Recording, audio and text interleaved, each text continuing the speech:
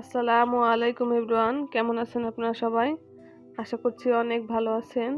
আমি আল্লাহর রহমতে অনেক ভালো আছি। আজকে আমি শেয়ার করব আপনার সাথে কিভাবে আমি বাসায় চটের বস্তার উপর ডিজাইন করে পাপোশ বানিয়েছি, সেটাই আপনাদের সাথে শেয়ার করব। দেখুন, আমি চটের বস্তা কেটে নিয়েছি, 2 ভাঁজ করে নিয়েছি যাতে জিনিসটা মজবুত হয়। এক ভাঁজে পাতলা হবে, সেই জন্য 2 ভাঁজ করে নিয়েছি। দেখুন, এই যে দেখুন কিভাবে নিয়েছি।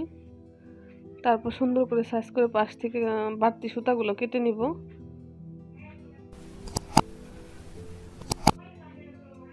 কাটার পরে এই যে সাইডে আমি কাপড় দিয়ে সিলে নিয়েছি। আমি এগুলো আমার মেশিনে সেলাই করছি।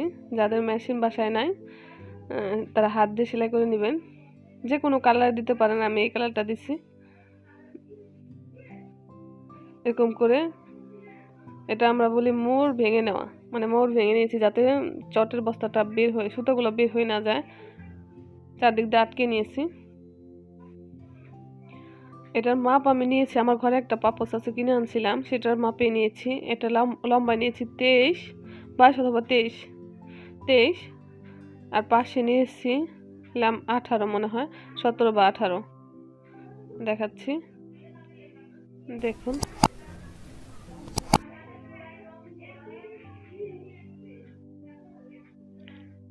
হ্যাঁ 17।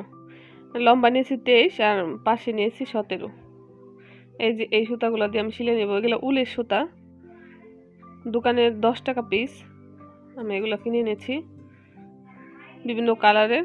এই যে সুই, এটা বড় সুই, 5 টাকা দিয়ে কিনে এনেছি।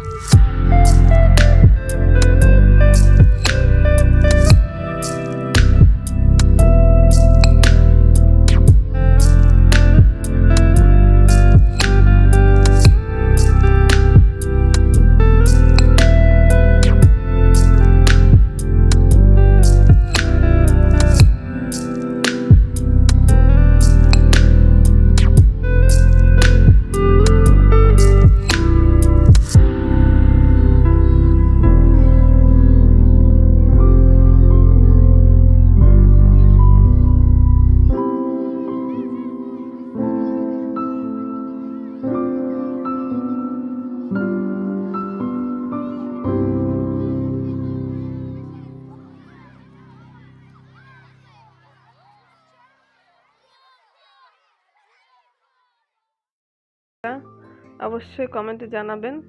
সবাই ভালো থাকবেন, সুস্থ থাকবেন। আল্লাহ হাফেজ।